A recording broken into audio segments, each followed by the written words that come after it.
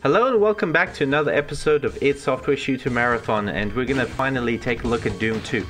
Now, there really is not much difference between this game and Doom 1, so we're only going to do one episode of Doom 2. But instead of showing you the first few levels of Doom 2 that are pretty much more or less the same as Doom 1, I figured it would be a good idea to skip right to near the end of the game, where the levels actually become more interesting and there's a lot more monsters, new monsters to take a look at.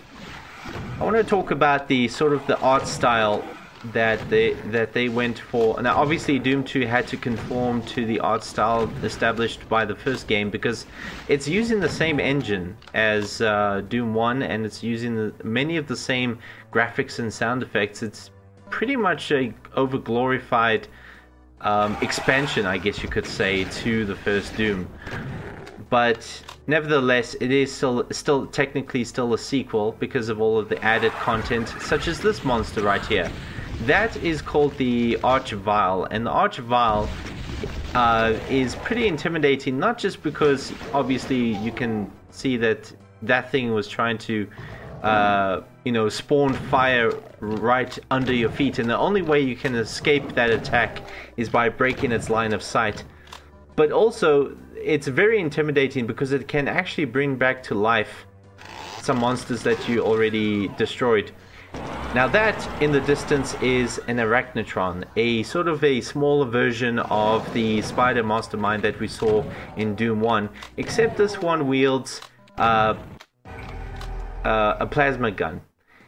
And of course back there was another zombie that was introduced in Doom 2, which was the heavy weapon dude. I'm not kidding, that's what he's actually called. The names in this game is actually quite funny, such as the shotgun guy, the zombie man. I'm not kidding, that's the official name for those characters, for those monsters. So because this is I think the third last level in Doom 2, there's a ton of weapons that you can pick up. I just picked up some invincibility, that way I can take down these monsters without any fear of getting killed. This is normal difficulty, and for a normal difficulty game it's really not that difficult. Even though Doom 2 generally is much harder than Doom 1. But then again, you are confronted by many of these monsters that were generally used as boss monsters in the first game, and now you encounter them quite frequently in the normal levels. But then again, I suppose the Spider Mastermind wasn't all that difficult to begin with. The Cyber Demon is a lot more challenging, and that's why you encounter the Cyber Demon a lot less than you do the Spider Mastermind. And just the abundance of immortality spheres really does make this level much easier. If you don't mind everything becoming inverted monochromatic, video. But the Archvile, I think, is the most intimidating creature, but with this invincibility, the Archvile isn't very, not very dangerous. Nothing's dangerous with all of these invincibility orbs or spheres or whatever they're called. Now, we're using the GZ Doom source port, just like we did in the last episode. And one of the benefits is that I can actually now look down or look up. And that's because the environments have been converted into true 3D, as opposed to the original Doom engine for MS-DOS that is a 2.5D engine. But I'm not going to go into that because I already explained that in detail in the previous episode. But as you can see, I pretty much fixed the frame rate issues that we had in the previous episode. I don't know, Fraps just doesn't like GZ Doom, which is really unfortunate because GZ Doom, in my opinion, is the best source port for playing any id Tech 1 based game, such as Doom, Heretic, Hexen.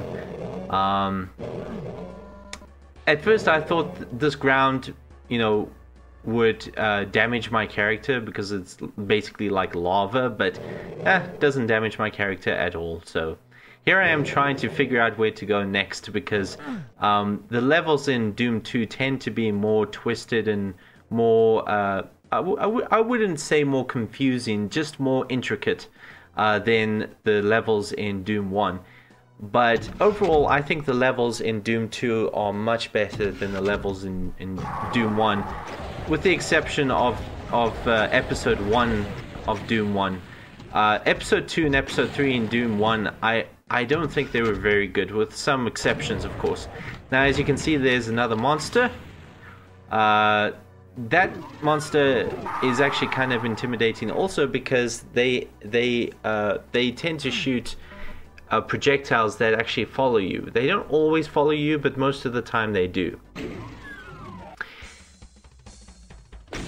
Doom 2 tends to be more popular because this game actually got a proper retail release, whereas with Doom 1, the only retail release that you got was the shareware version. Like I stated in the previous episode, that in order to promote Doom 1, id Software released the shareware version to retailers and said to them that they can just, they can sell the shareware version for any amount that they want, and they don't have to pay any royalties to id Software. Obviously the catch is that if people want the full game, they'll have to buy the game directly from id Software through mail order or something like that. And as a result, in places like South Africa, it wasn't very easy to get a copy of Doom.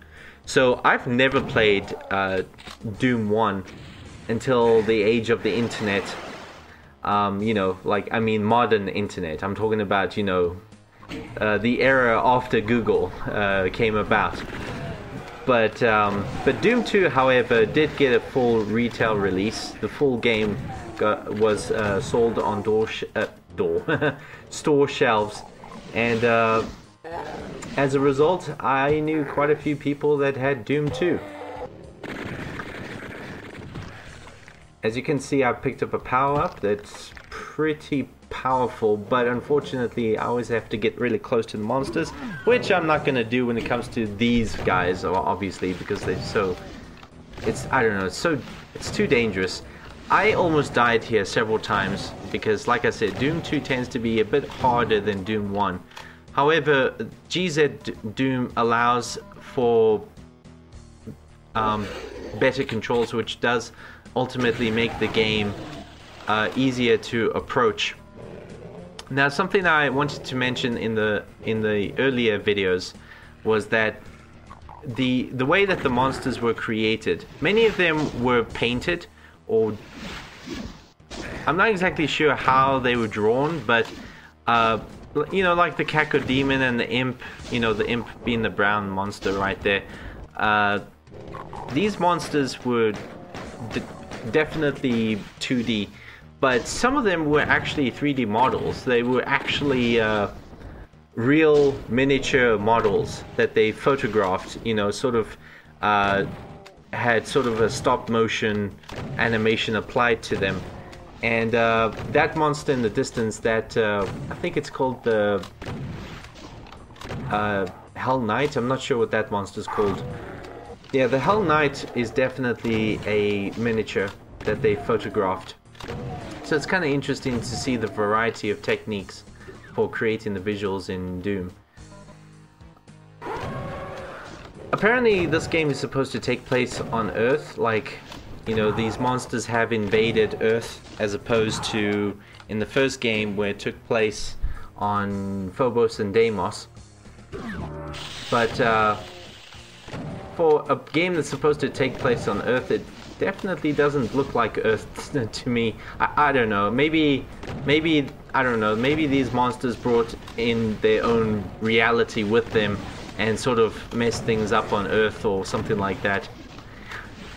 But as you can see, we're using the double barrel shotgun quite a lot, and it's a very useful weapon because the shotgun ammo is very abundant, but the double barrel shotgun is, you'd think it would be twice as more powerful than the original shotgun, but it actually isn't. Now obviously I am using the original shotgun because because it does have a better range, whereas the double barrel shotgun has a much wider spread, so it's not very effective for long distances, like with real shotguns.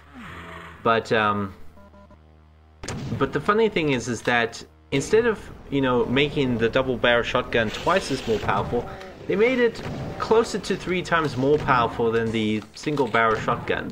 And I think the reason for that, it's just how the game was coded. Basically the game determines damage by bullet points, I guess. You know, so like 1 bullet point would be the damage that a single shot from the pistol produces. Now here's another monster, the Mancubus, I think it's called, and it's probably the most grotesque thing in, yeah, a pretty horrific death scene, not death scene, death animation. But anyways, going back to the shotgun, so the single barrel shotgun has a 7 bullet point, I guess you could say, shot. So like it will shoot out 7 pellets, which are equivalent to 7 handgun bullets. But the double barrel shotgun, on the other hand, fires 10 per barrel, so that makes it 20 per shot.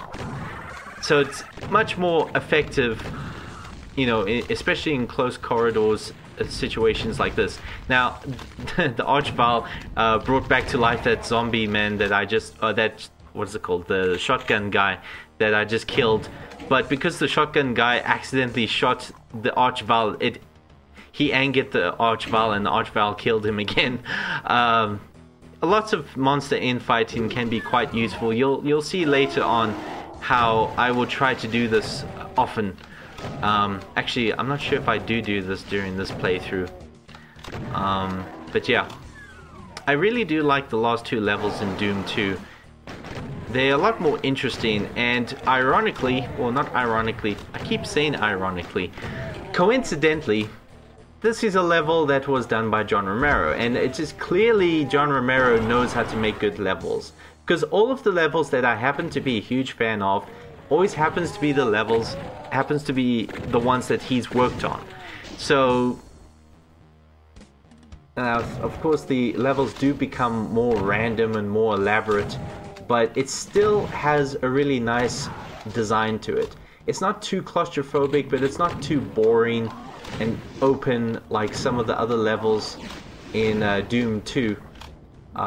Doom 2 has some really weird looking levels in terms of aesthetics, but anyways, we're not going to go to the final boss because due to time reasons I wanted to keep this video roughly 15 minutes long.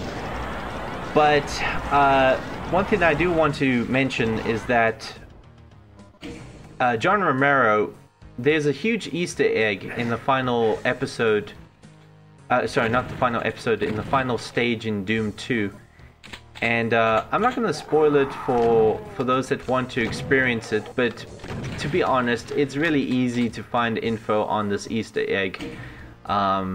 In fact, I found this Easter egg a lot quicker than I was able to beat the game legitimately, so it's actually kind of funny if you think about it. But anyways, not much to say about Doom 2, because again, it's pretty much Doom 1, just with an added weapon, some added monsters, and that's really about it.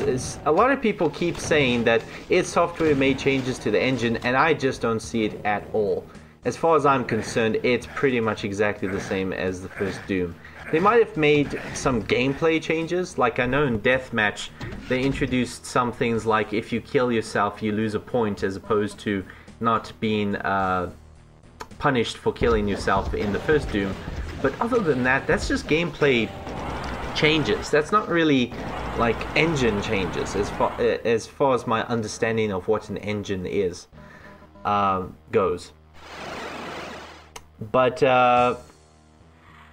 yeah, let's see, what else do we have here? Ooh, one more thing I'd like to mention is that Doom was the very first game that I'm aware of that introduced, well, first person shooter that introduced armor. And armor plays such a big role to the when it comes to first-person shooters. So much so, in fact, that pretty much every other first-person shooter after Doom 1 would have some sort of armor system in place. And of course, here we finally face the Cyber Demon for the last time before we face the final boss in Doom 2. But we're not going to take a look at that due to time constraints. But anyways, so that's Doom 2. Not much to say about it, and I'm actually quite surprised I got 100% secret in this stage. But yeah, just to mention how popular Doom was, particularly the shareware version of Doom, because it was free.